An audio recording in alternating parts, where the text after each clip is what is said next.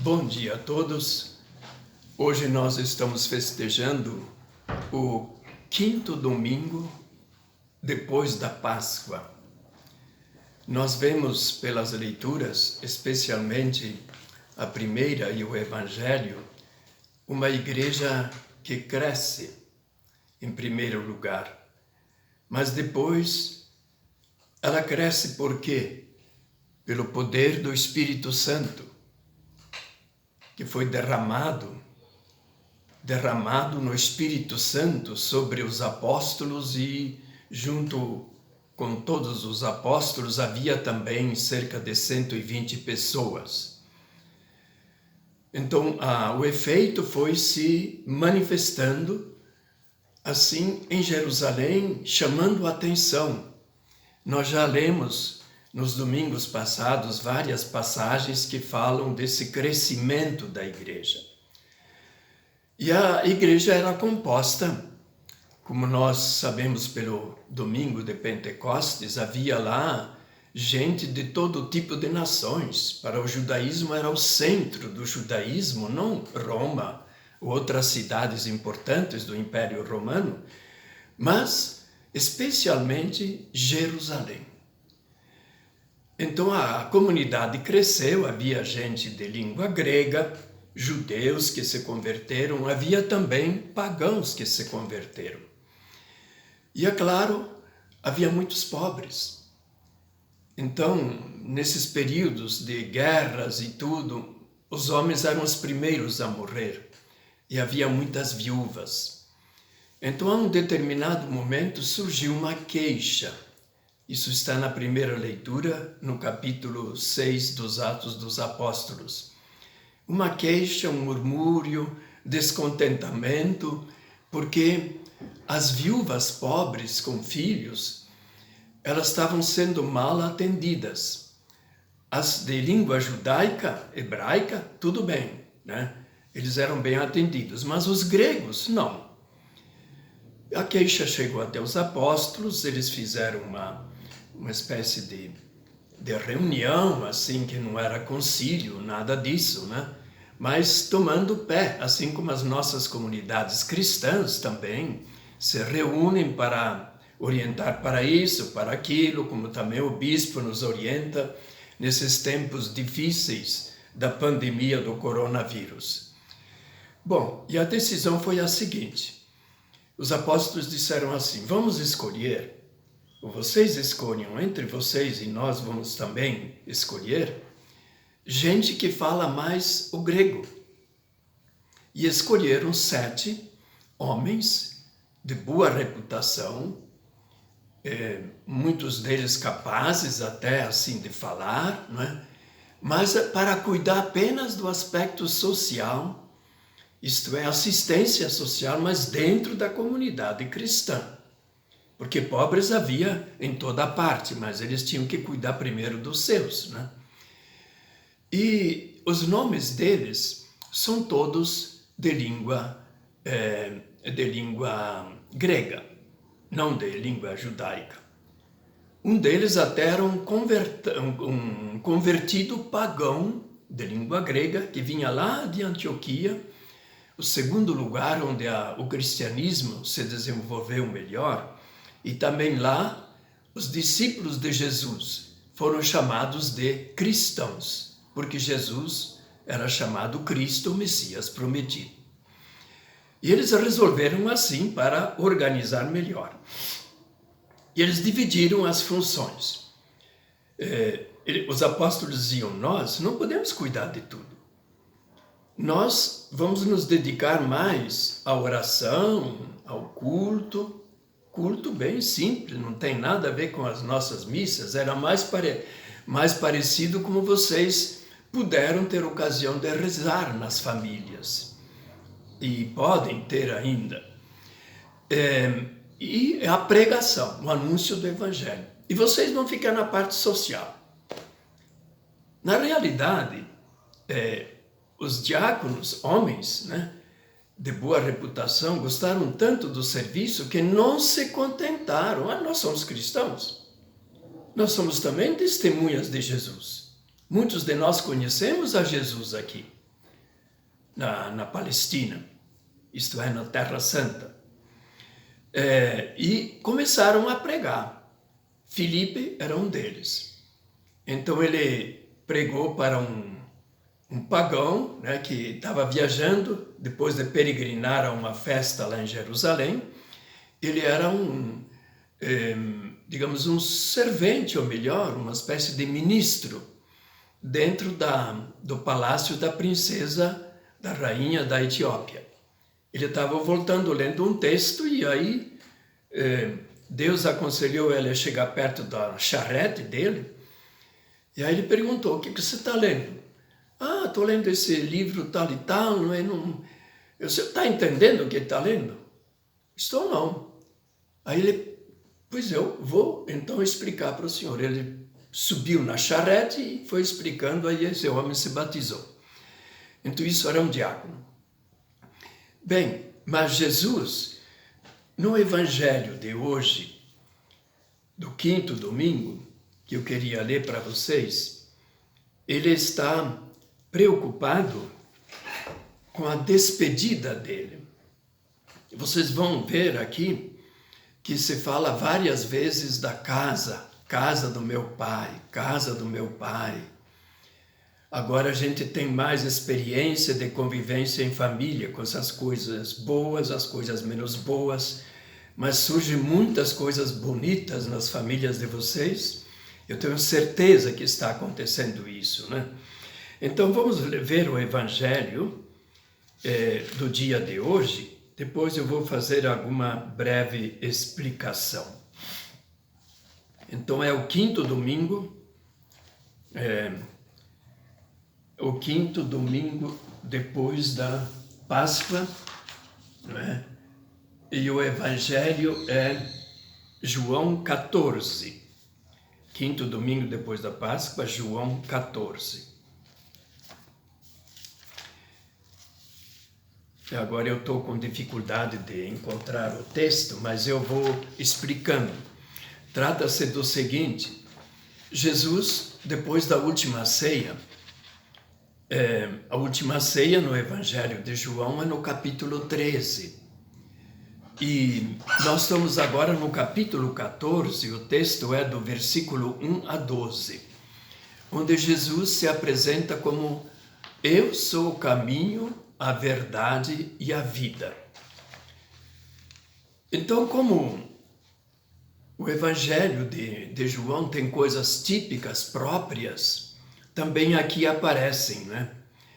Jesus estava, então, conversando com eles, e no domingo passado tinha se apresentado como o bom pastor.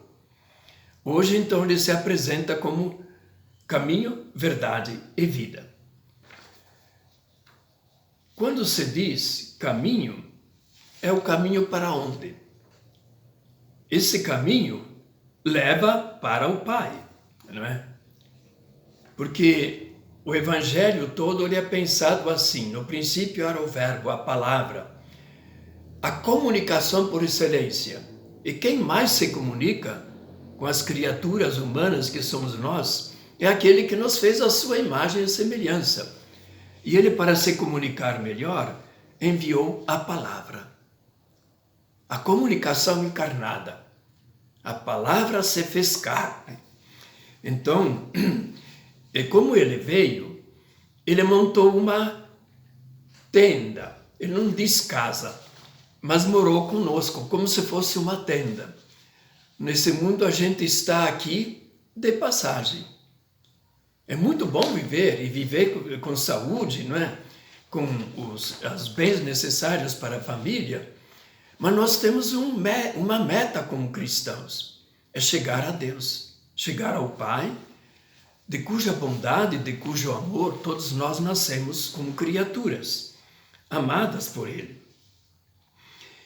Bom, então Jesus começa a dizer, nessa despedida, que ele vai para o céu, vai voltar para o Pai, mas ele vai lá para preparar um lugar para os discípulos, para todos aqueles que acreditam nele.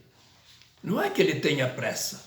Para Deus, diz São Pedro, um dia são como 1000 anos como um dia. Ele quer que a gente viva bem com saúde. E essa esperança que nós temos que ter nesses tempos bastante difíceis, né?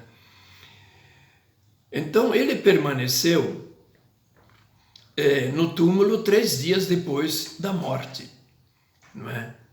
E aí ele vai voltar para o Pai. E ele chega a dizer, nessa preparação para a volta e para a morte, para onde eu vou, vós conheceis o caminho.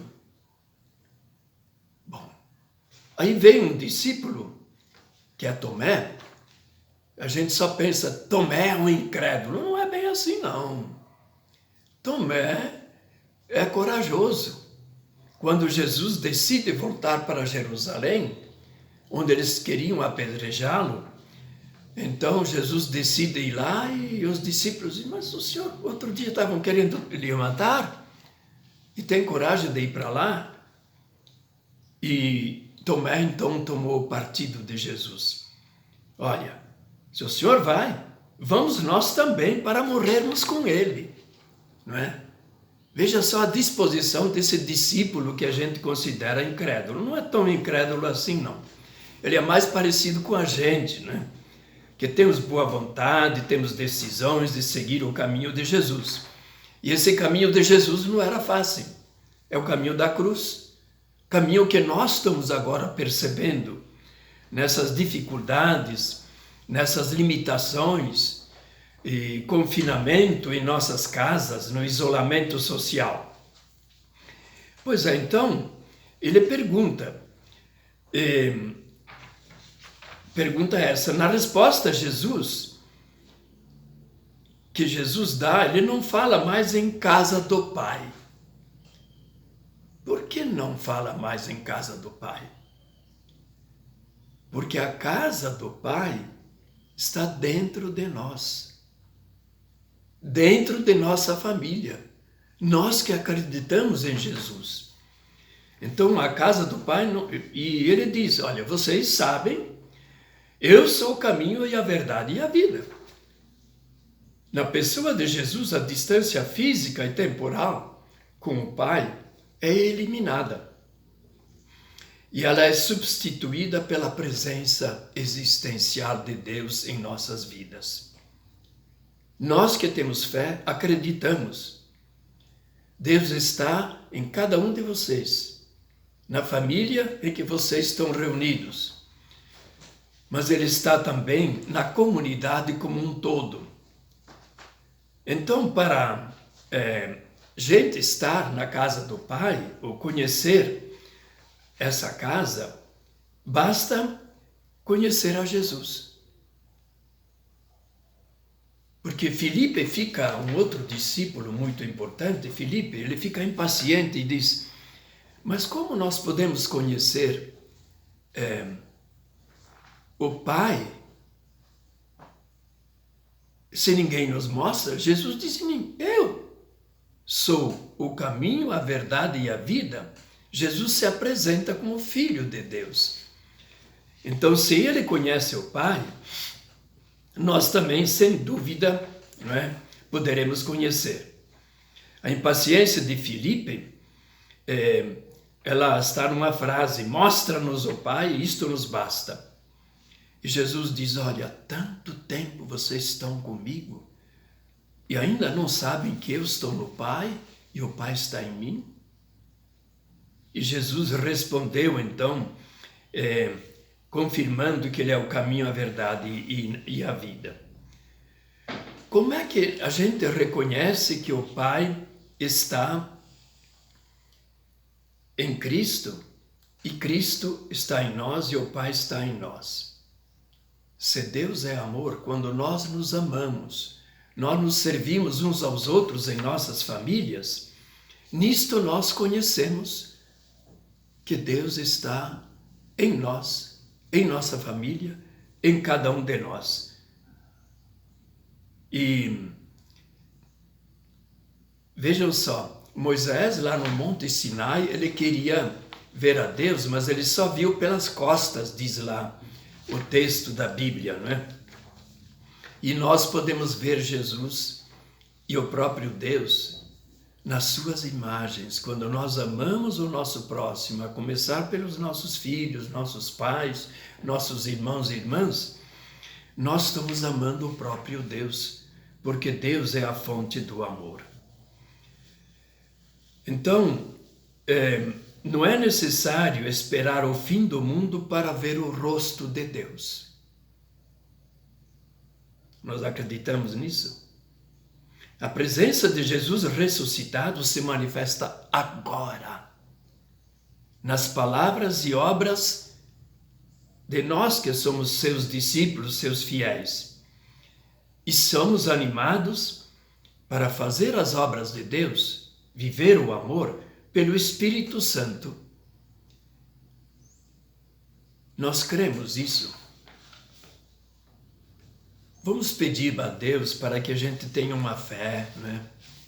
Que a gente tem tanta vontade de estar presente numa missa, participar da Eucaristia, tomar a Santa Comunhão, e nós somos impedidos por motivos óbvios. É melhor um cristão vivo do que um cristão morto. Enquanto cristãos vivos, nós podemos ajudar os outros aqui na terra. Os mortos, os doentes, precisam ser por nós ajudados. Então, que Deus nos ilumine nessa semana e a gente tem que levar essa vida com muita coragem e ânimo. Deus não nos esqueceu, Deus está conosco. Que assim seja.